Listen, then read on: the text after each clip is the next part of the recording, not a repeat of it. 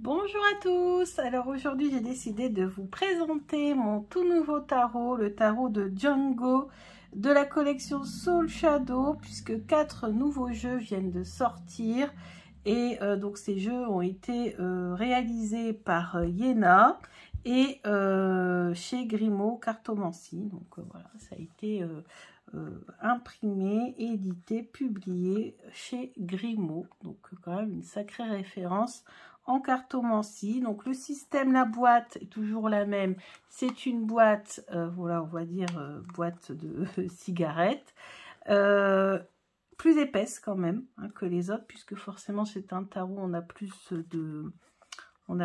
de cartes. Et c'est un oracle, tarot, pardon, justement, lapsus.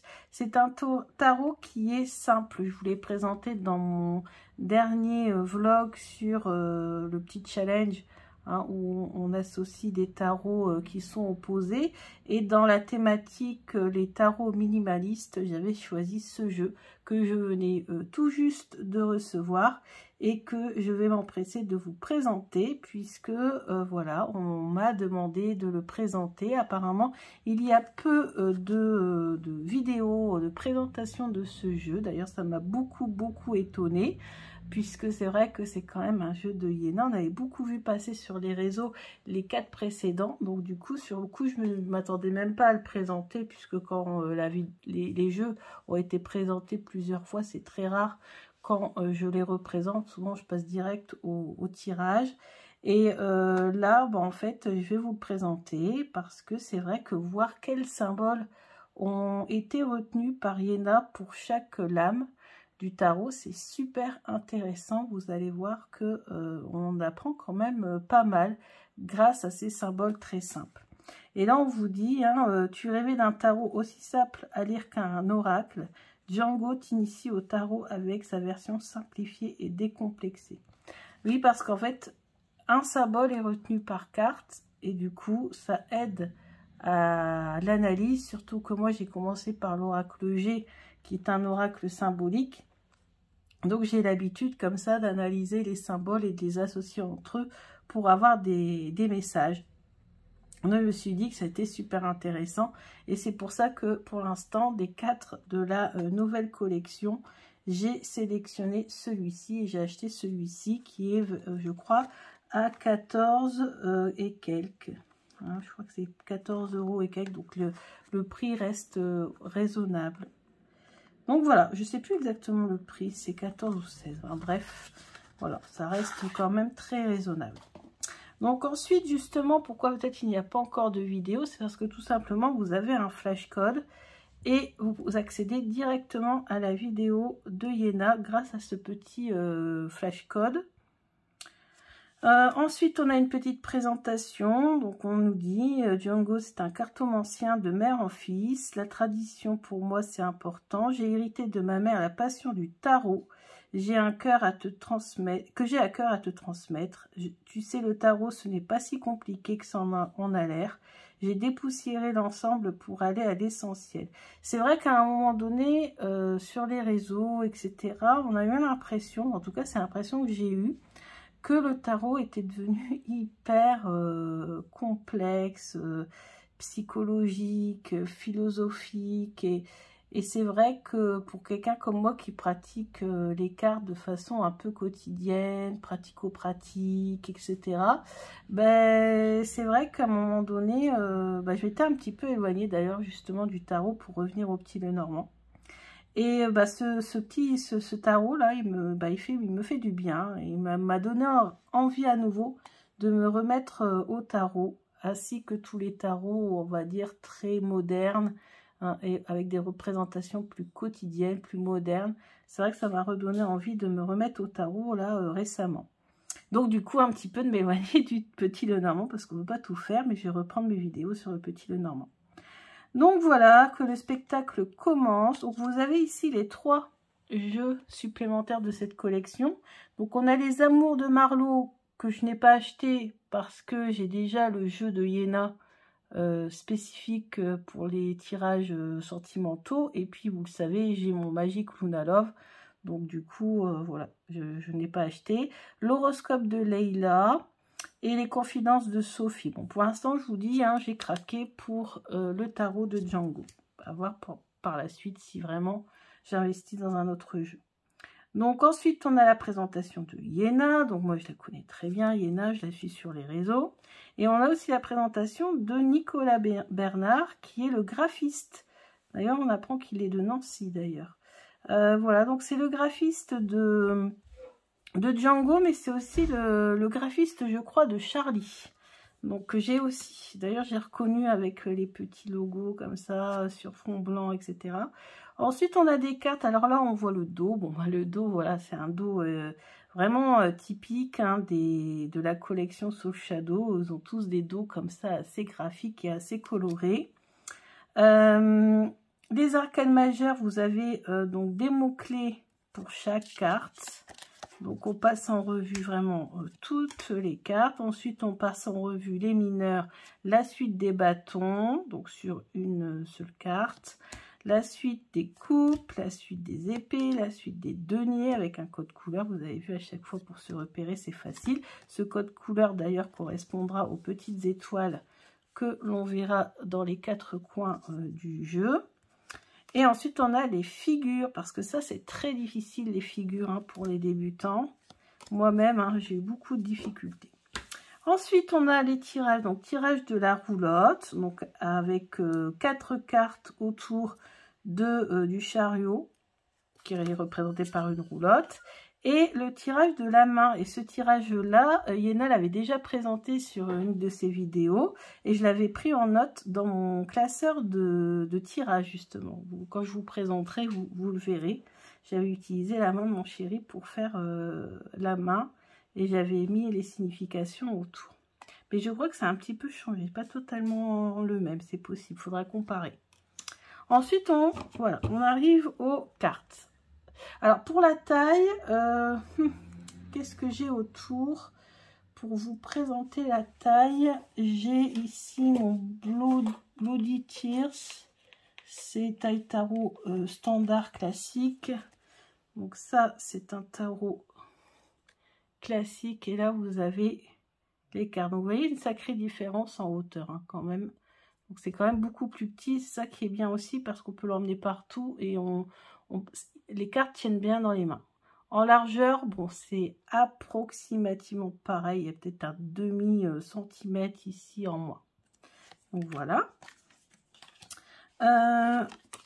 Ensuite, donc, Yéna a choisi un symbole pour chaque lame. Donc, ici, pour le magicien, elle a choisi le chapeau. Donc, le chapeau du magicien, en référence peut-être au chapeau de Harry Potter, mais aussi parce que quand j'ai regardé la série Grimm, je ne sais pas si vous l'avez déjà vu, mais elle est excellente, on nous explique la signification du chapeau pointu de la sorcière, et on nous explique que ce chapeau pointu de la sorcière, en fait, est là pour justement canaliser l'énergie, donc peut-être que c'est aussi en rapport avec ça.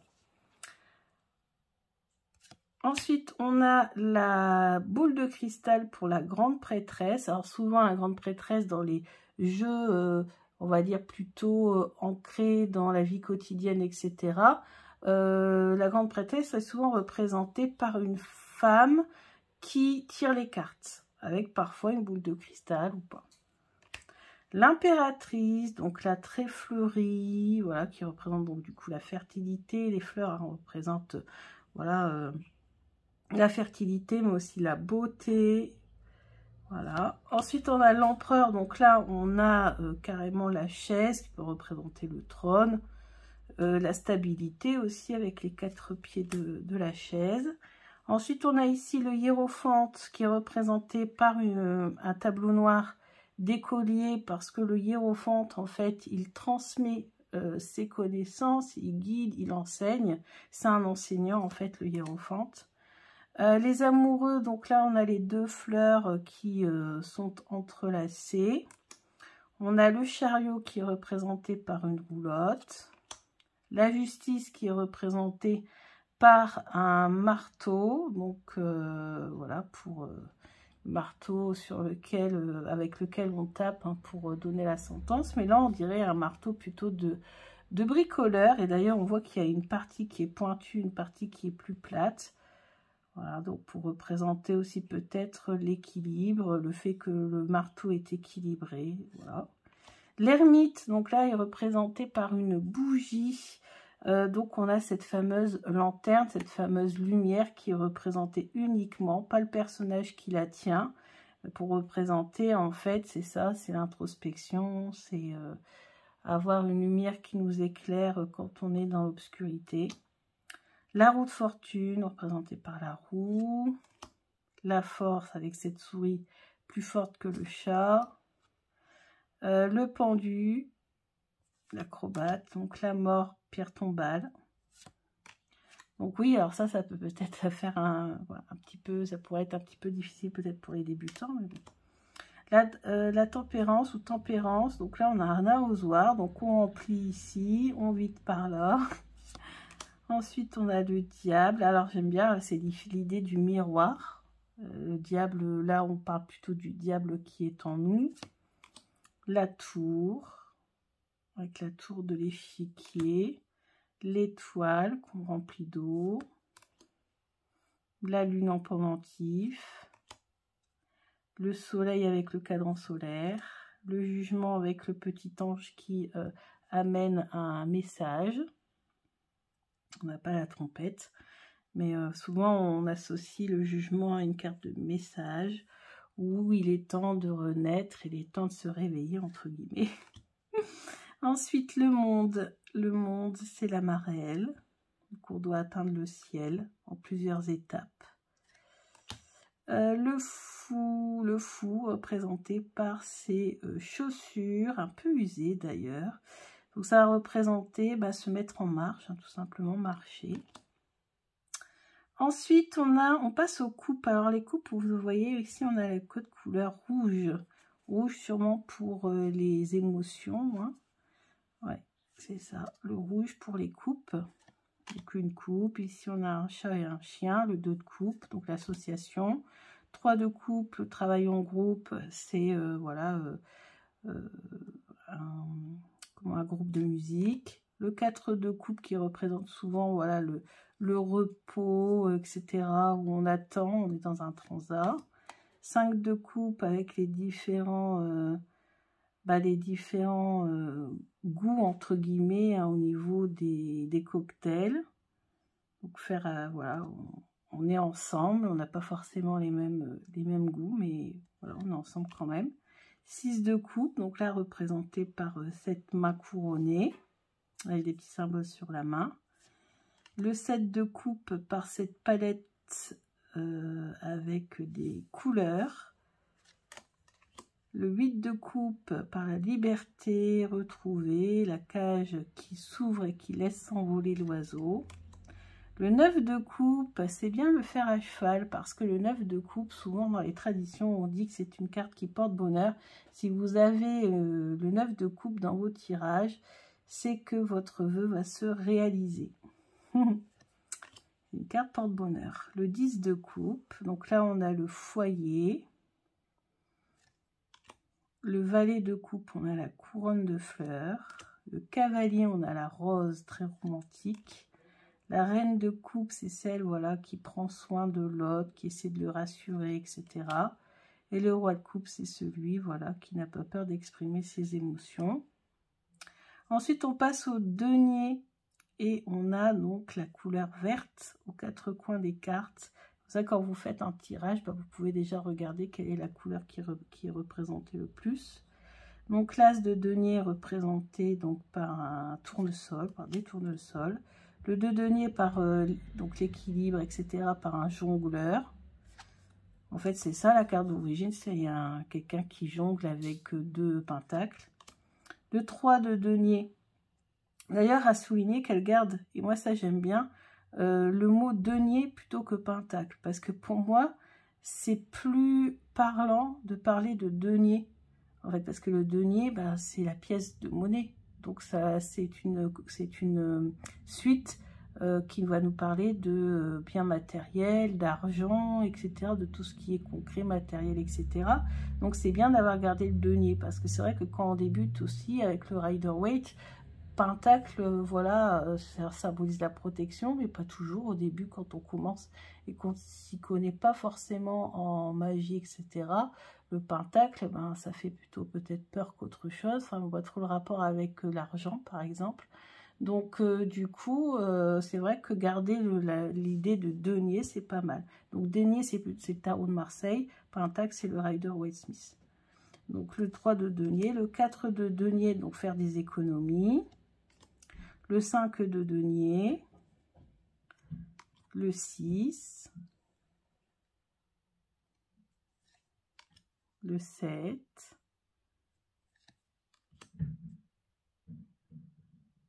Le 8. Le 9. Le 10. Donc ensuite, nous avons le 10 de denier. Donc là, on a le chat, le chien, la tortue qui s'amusent ensemble.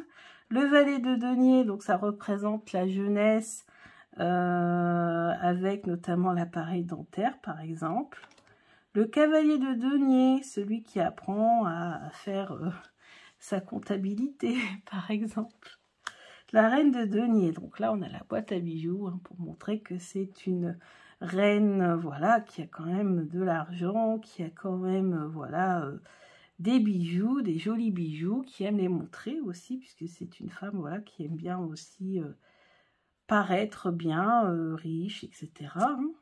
Le roi de denier, bah là, on a la bourse remplie de pièces, donc là, ouais, c'est la carte qui représente la richesse, hein, vraiment, le roi de denier. Ensuite, on passe au bâton. Donc, la couleur, c'est la couleur orange pour la couleur du feu. L'as de bâton. Le 2 de bâton. Donc, on a ce cheval qui essaie de surmonter voilà, les barrières. 3 de bâton. Donc là, le 3 de bâton, c'est quand le projet est lancé, on va dire ça comme ça. Le 4 de bâton. Donc là, on a 2 anneaux. Ça peut symboliser aussi un mariage, une association.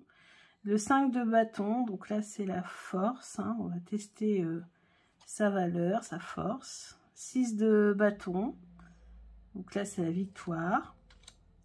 Le 7 de bâton. Donc là, on voit qu'il y a une barrière devant le cheval. C'est pas du tout le même cheval que tout à l'heure. Le cheval saute. Celui-ci regarde la barrière et est statique. Ça, c'est intéressant. Le 8 de bâton. Donc, on a voilà, la cible. Et le but, c'est de viser la cible. Le 9 de bâton. Donc là, on a presque arrivé à la... On est presque arrivé. On est presque à la fin. Et ben là, le 10 de bâton, c'est dur. Hein. Là, n'en peut plus. Là, il souffre. Hein. C'est très, très lourd.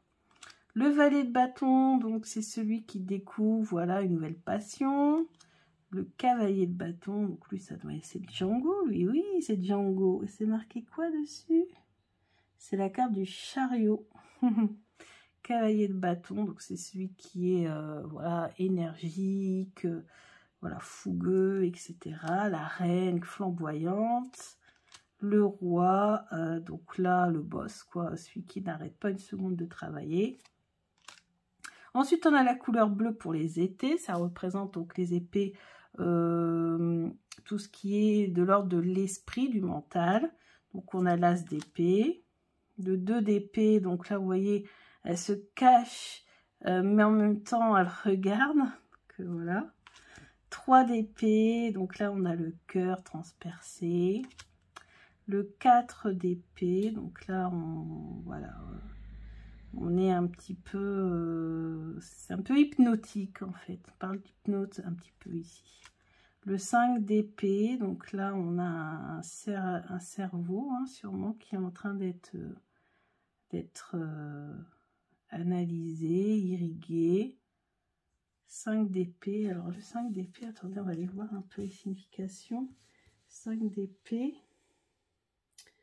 impasse, nœud au cerveau, défaite, prise de conscience. Ensuite, on a le 6 d'épée. Donc là, on a le feu et à côté, on a l'eau pour éteindre le feu. 7 d'épée. Donc là, le 7 d'épée, on nous dit vol, mensonge, remise en question, éloquence. Ouais. Ok, ensuite, on a le hérisson, le 8 d'épée. Donc, pensée négative, autosabotage, croyance limitante, impasse. Donc là, on a les pics, hein, surtout du hérisson. Le 9 d'épée, voilà, alors là, beaucoup de stress et d'angoisse, hein, c'est la carte des insomnies. Et là, voilà. Bon, voilà, ça mérite d'être clair. Hein, c'est la fin, l'épuisement, l'abattement, voilà. La mort symbolique. Ensuite, on a le valet d'épée, donc qui aime beaucoup étudier, hein, découvrir des nouvelles choses, des nouvelles matières, étudier des nouvelles choses. Le cavalier d'épée, alors lui, c'est, voilà, lui, il est vif, il rentre dans le tas, et il est symbolisé par un bulldozer, logique. La reine d'épée, donc c'est celle qui, voilà, qui est vive d'esprit et qui aussi peut trancher, hein, prendre des décisions et parfois être même un petit peu tranchante. Et le roi d'épée, ben voilà, le roi d'épée, c'est celui qui combat, c'est celui qui peut se défendre, qui peut aussi attaquer, hein, tout dépend de la situation. Donc là, on nous a mis, donc ici, par exemple, on vient de faire les épées. Donc les épées, c'est ici. Donc on nous a mis le valet d'épée, studieux, répartie, curiosité, idée. Cavalier d'épée, avancement, détermination, dynamisme, innovant. La reine d'épée, logique, discernement, froideur, intégrité. Et le roi d'épée, ici, autorité, exigence, stratégie, coup de génie. Donc voilà, voilà, voilà. Donc vous avez à chaque fois au moins 3 ou 4 mots-clés pour chaque carte. Comme ça peut vous aider si vous avez un petit peu de mal. Mais bien sûr, moi, l'intérêt d'avoir acheté ce jeu, c'est de laisser libre cours à mon intuition et de l'analyser parfois comme un oracle. D'ailleurs, c'est bien dit, hein, derrière. Est-ce que vous voulez lire le tarot comme un oracle? C'est ça la question. Et parfois, bah, par exemple, vous voyez, le cerveau, tout ça, ça pourrait peut-être me faire partir sur des significations qui n'auraient peut-être pas été là totalement la même si j'avais utilisé un autre tarot, puisque les cartes nous répondent, le jeu nous répond en fonction de ces cartes, et donc il trouve toujours un chemin. Alors, ça fait référence à une citation de Jurassic Park que j'adore. Ouais, le jeu trouve toujours un chemin pour nous parler, nous transmettre ses messages. Il utilise les cartes qu'on utilise à ce moment-là. C'est pour ça que le choix de son jeu est important. Il faut faire aller son intuition ou demander au pendule pour être aidé si on hésite. Et il faut faire aller son intuition en fonction des cartes. Et les messages qui nous seront donnés n'aura peut-être pas été les mêmes avec un autre jeu, mais voilà, il faut se faire confiance, il faut faire confiance en son intuition, et le jeu trouve toujours un chemin pour nous transmettre de toute façon les messages, quelles que soient les cartes que l'on utilise, un tarot, un oracle ou n'importe quoi d'autre. C'est pour ça d'ailleurs que les supports sont multiples en cartomancie, puisqu'on peut utiliser un petit peu de tout pour obtenir des messages, parce que voilà, l'outil trouve toujours un moyen de nous transmettre ces informations. Donc voilà, j'espère que cette vidéo vous a plu. Alors concernant le dos, ben voilà, vous l'avez vu. Concernant les cartes, elles glissent très très bien, vous voyez là, très très bien, comme les premiers jeux de Yéna. Et la tranche est blanche et neutre. Donc voilà. Donc voilà, bah écoutez, je vous ai tout montré, donc j'ai hâte de l'utiliser, de m'entraîner avec, de vous faire des vidéos avec, pour vous montrer un petit peu comment j'interprète un petit peu les messages. Et voilà, et ben je vous dis à bientôt pour une autre vidéo, je vous embrasse bien fort, bisous bisous.